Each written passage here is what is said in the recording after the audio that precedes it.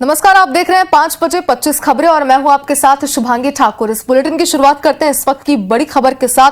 भोपाल से लोकायुक्त की कार्रवाई में एक बड़ा अपडेट सामने आया है। मेंडोरा में कार में यहां पर मेकअप का सामान मिला है और परिवहन विभाग की महिला पुलिस की कैप मिली है।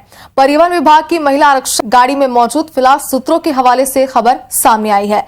गाड़ी प्लाट में छोड़ते वक्त भी मौजूद थी, ये भी बताया जा रहा है। जल्दबाजी में कैंप गाड़ी में छूटी और भोपाल में लोकायुक्त के छापे की जद में आए पूर्व आरक्षक सौरभ शर्मा के दोस्त की कार से 52 किलो सोना और करीब 10 करोड़ कैश जब्त किया गया है।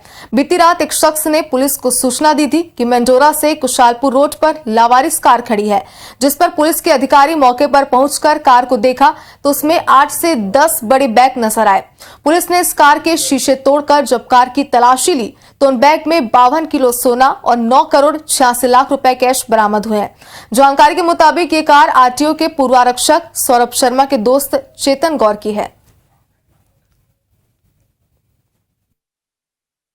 राजधानी भोपाल के मेंडोरा में लवारिस हालत में मिली इस कार में से 52 किलो सोना और 10 करोड़ कैश बरामद किया गया है। ये वही कार है जो मेंडोरा इलाके के एक सुनसान जगह पर खड़ी थी। बताया जा रहा है कि यहाँ पर जो ये नंबर प्लेट है, इसके ऊपर एक आरटीओ की नेम प्लेट थी, जिसे हटा दिया गया और इसके साथ ये बड़ी लग्जरी गाड़ी है। इस गाड़ी में हम आपको दिखाना चाहेंगे कि एक यूनिफॉर्म की कैप अंदर रखी हुई नजर आ रही है। साफ समझा जा सकता है कि ना सिर्फ रसूखदार बल्कि किसी विभाग के अधिकारी की ये गाड़ी हो सकती है, लेकिन किसकी है फिलहाल इसका अभी खुलासा होना बाकी। इसके साथ ही 52 किलो जो सोना है वो इस गाड़ी में से मिला है और इसके साथ ही 10 करोड़ का जो कैश है वो है। सबसे बड़ी बात है कि देखा जा सकता है कि इस गाड़ी में हूटर लगा हुआ है और इसके साथ ही यहाँ पर पुलिस का जो साइन है ये दोनों तरफ, यानी फ्रंट मिरर में भी ये साइन है और इसके साथ ही बैक नंबर प्लेट पर भी ये साइन बना हुआ है। इसके साथ ही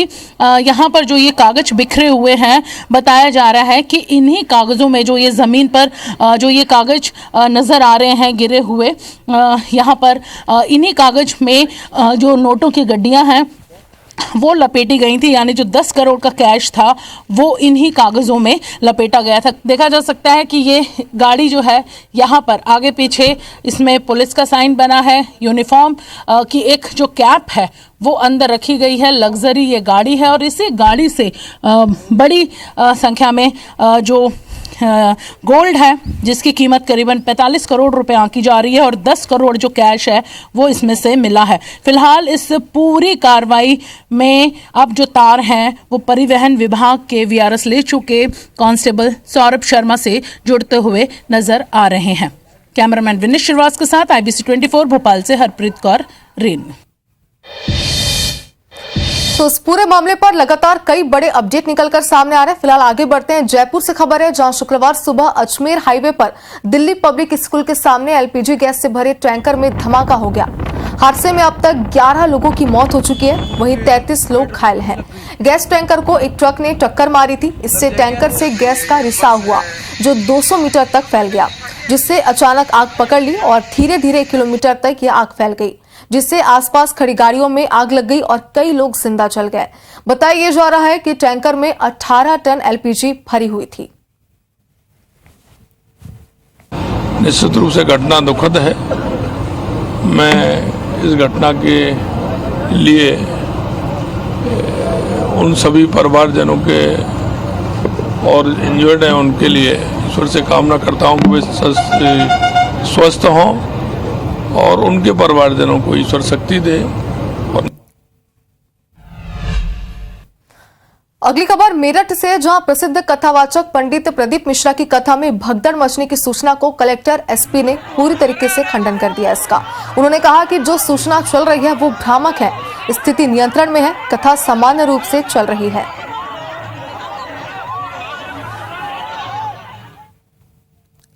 ये जो अभी हमने इन्फॉर्मेशन वाली सूचना आई है, अभी पता किया है, उधर एंट्री गेट पे थोड़ी भीड़ थी जिसमें 1-2 महिलाएं जो थी वो गिरी थी, उन्हें उठा लिया गया। किसी की कोई ऐसी हताहत होने की सूचना नहीं है, सभी चीजें कंट्रोल में है।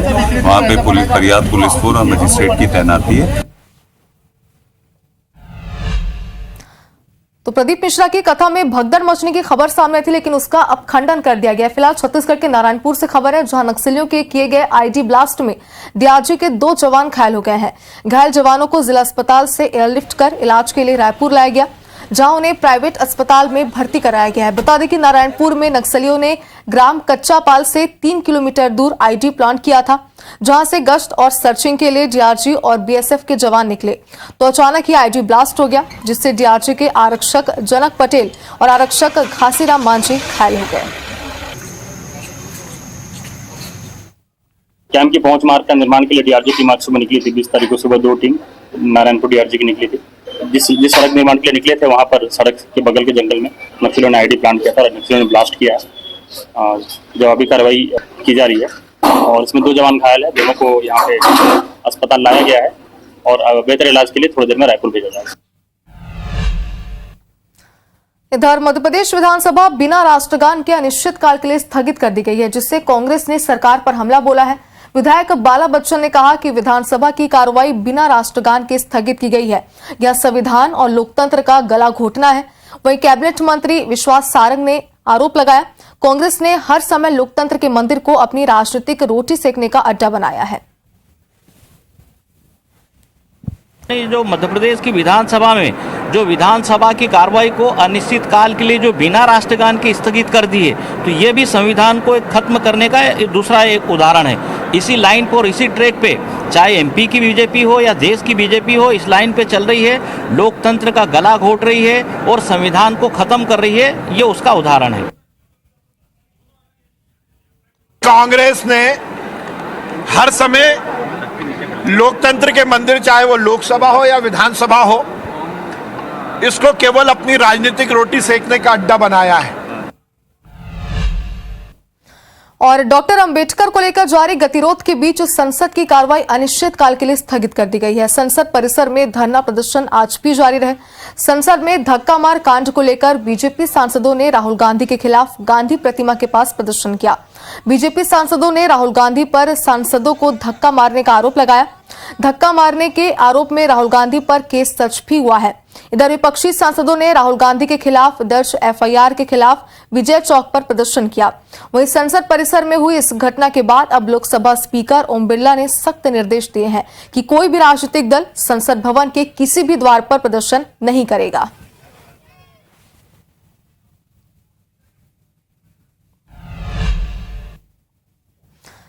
तो अंबेडकर के मुद्दे पर कांग्रेस बीजेपी पर हमलावर है। वहीं हटा में असामाजिक तत्वों ने बाबा साहेब अंबेडकर की मूर्ति खंडित कर दी। मूर्ति तोड़े जाने से लोगों में भारी आक्रोश है। जाहिर सी बात है, मामला पटेरा थाना क्षेत्र का है। पुलिस ने अज्ञात लोगों पर मामला दर्ज कर लिया है।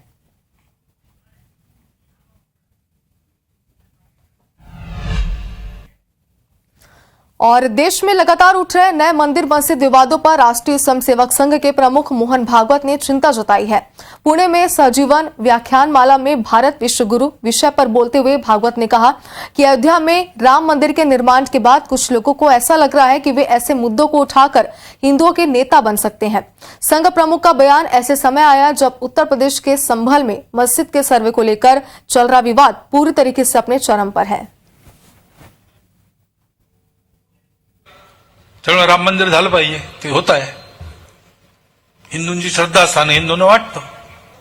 असं केलं म्हणजे हिंदूमध्ये नेता होता येतं. रोज एक नवीन प्रकरण काढणे हे कसं चालेल? हे नाही चालणार. हे पण आपला देश आता संविधानानुसार चालतो. तो उधर मोहन भागवत की नाराजगी के बाद अब सियासत इस पर शुरू हो गई है। कांग्रेस ने कहा कि भागवत को ये बात बीजेपी नेताओं को समझानी चाहिए।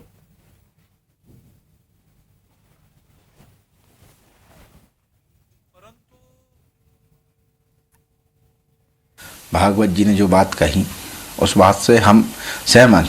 बेवजह से वैमनस्यता फैलाना अच्छी बात नहीं है और आप सभी लोग माने मिल कर रहें। हिंदुस्तान है भाईचारे का मरकज़ है। हिंदुस्तान की संविधान ये वो कहता है कि भाईचारे से मिलकर रहो।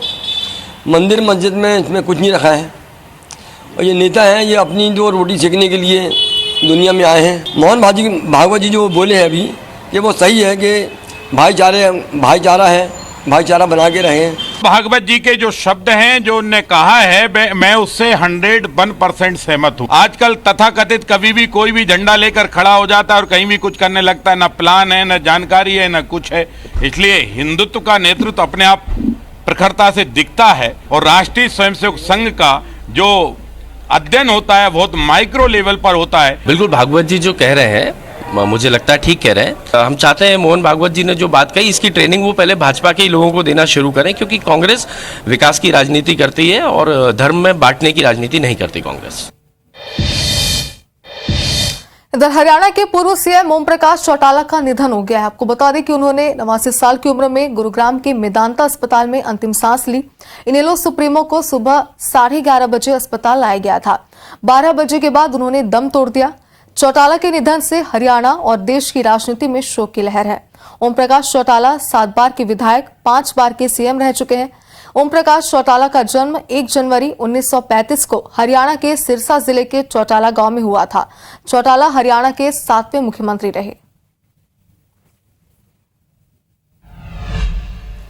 अगली खबर मध्य प्रदेश के ग्वालियर से है, जहां लश्कर में किसान एक और खाद्य संकट से जूझ रहे हैं, तो वहीं दूसरी ओर किसानों की फरवरी में बेची हुई फसल का भुगतान नहीं हो रहा है, जिसके चलते 6 महीने से सैकड़ों किसान मंडी का चक्कर लगाने को मजबूर है।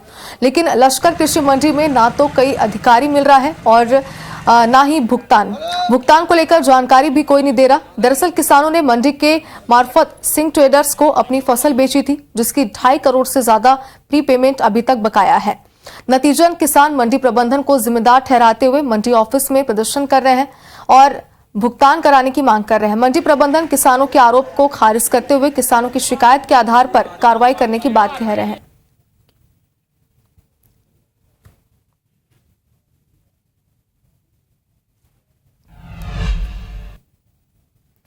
और पिंडरा के धान खरीदी केंद्रों में धान का उठाव नहीं होने से किसानों के लिए एक बड़ी परेशानी बन गई है, जिसका खामियाजा किसानों को सुख्ती के नाम पर ज्यादा धान देकर चुकाना पड़ रहा है। बता दें कि छत्तीसगढ़ में शासन के नियमानुसार 17% से कम नमी वाले धान की खरीदी में एक बारदाने में 40 किलो धान किसानों को दिया जाना निर्धारित किया गया है, जिसमें तौल के समय 700 ग्राम तक बारदाने के बदले ज्यादा धान लिया जा सकता है।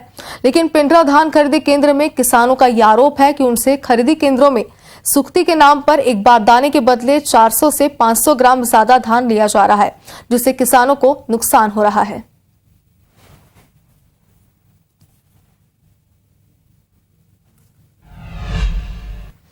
और मध्य प्रदेश में बच्चों के खिलाफ बढ़ते यौन अपराधों पर हाईकोर्ट अब सख्त हो चुका है। चीफ जस्टिस की बेंच ने स्वतः संज्ञान लेकर केंद्र और राज्य सरकार को नोटिस जारी कर 4 हफ्तों में जवाब मांगा है। हाईकोर्ट ने पूछा, पॉक्सो एक्ट के प्रचार प्रसार के लिए क्या कर रही है सरकारें। सीजे ने हाईकोर्ट की जबलपुर, इंदौर, ग्वालियर बेंच में लंबित अपीलों पर भी चिंता जताई है। मध्य प्रदेश हाईकोर्ट की तीनों बेंचों में लंबित है बच्चों पर अपराध के 14,531 मामले। हाईकोर्ट ने 4 हफ्तों बाद मामले की सुनवाई तय की है।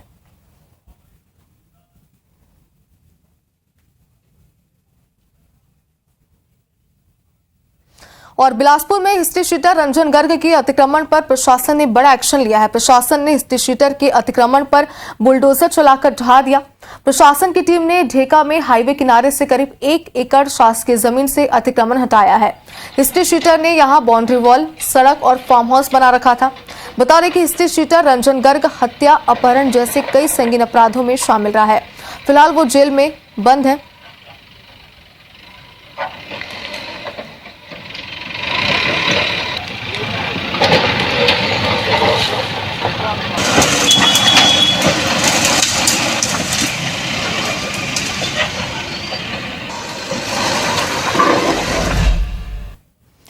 और उज्जैन महाकाल मंदिर के 2 पुजारी और 4 मंदिर कर्मचारी निलंबित किए गए हैं। महाकाल मंदिर प्रबंधन समिति ने यह कार्रवाई की है। पूरा मामला भी आपको समझाते हैं। दरअसल इन पर दर्शन कराने के नाम पर ठगी का आरोप है। मंदिर प्रबंधन ने महाकाल थाने में केस भी दर्ज कराया है और इस पूरे मामले पर अभी एक्शन।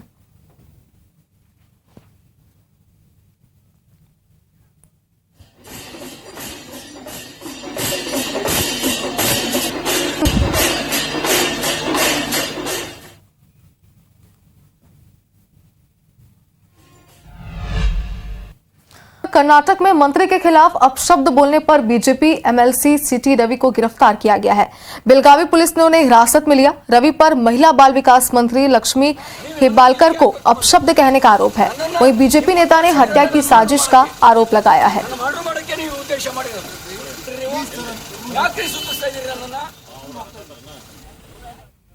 और रामानुजगंज थाना क्षेत्र में राइस मिल संचालक ने बिजली विभाग के कर्मचारियों के साथ मारपीट की है। घटना उस वक्त हुई जब बिजली विभाग की टीम राइस मिल का बिजली कनेक्शन काटने के लिए पहुंची हुई थी। राइस मिल पर लगभग 1,50,000 रुपए का बिजली बिल बकाया है। वसूली के लिए पहुंचे विभागीय कर्मचारियों और संचालक के बीच विवाद हो गया और कहासुनी के बाद मारपीट भी इनके बीच शुरू हो गई। इस घटना के बाद बिजली विभाग के कर्मचारियों ने थाने में शिकायत दर्ज कराई है। पुलिस ने मामला दर्ज कर जांच शुरू कर दी है। और अब मुंगेली से आपको तेज रफ्तार का कहर दिखाते हैं, जहां हाईवा की चपेट में एक छात्रा आ गई। हादसे में छात्रा की मौके पर ही मौत हो गई। इस बात से अंदाजा लगाई कि कितना दर्दनाक हादसा रहा होगा और इस पूरे घटना का सीसीटीवी भी सामने आया है। पुलिस हाईवा ड्राइवर को गिरफ्तार कर ली है। कोतवाली थाना क्षेत्र का ये पूरा मामला बताया जा रहा है। तो देखिए, विचलित करने वाला ये वीडियो है और हादसे में छात्रा की मौके पर ही मौत होगी। इतना दर्दनाक ये हादसा था। जाहिर सी बात है कि वीडियो से आप भी ये समझ सकते हैं और इसीलिए अक्सर लोगों से अपील की जाती है कि तेज रफ्तार में गाड़ियां न चलाएं, ड्राइविंग ना करें और अपनी स्पीड पर नियंत्रण बनाकर रखें। एक बार फिर से तेज रफ्तार की वजह से यहाँ पर एक मौत की खबर सामने आ रही है।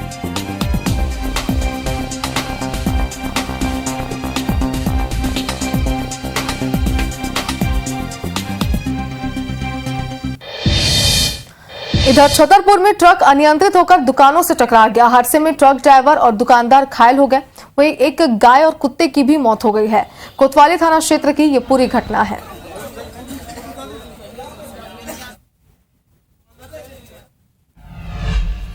और अब आपको छत्तीसगढ़ में मौसम का अपडेट दे देते हैं। छत्तीसगढ़ में बदलते मौसम के चलते ठंड में कमी देखने को मिल रही है। प्रदेश में न्यूनतम तापमान 2 से 6 डिग्री तक की बढ़ोतरी दर्ज की गई है। मौसम विज्ञानी गायत्री वाणी कांची बोटला के अनुसार पश्चिमी विक्षोभ के चलते तापमान में बदलाव हो रहा है। 20 दिसंबर को बिलासपुर और रायपुर संभाग के पूर्वी जिलों और बस्तर संभाग के कुछ हिस्सों में हल्की वर्षा होने की भी संभावना जताई गई है। साथ ही 21 दिसंबर को रायगढ़ और उसके आसपास के जिलों में हल्की वर्षा हो सकती है। रायपुर में 20 दिसंबर को आकाश में बादल छाए रहेंगे। अधिकतम तापमान 29 डिग्री सेल्सियस और न्यूनतम तापमान 16 डिग्री सेल्सियस तक रहने का अनुमान है।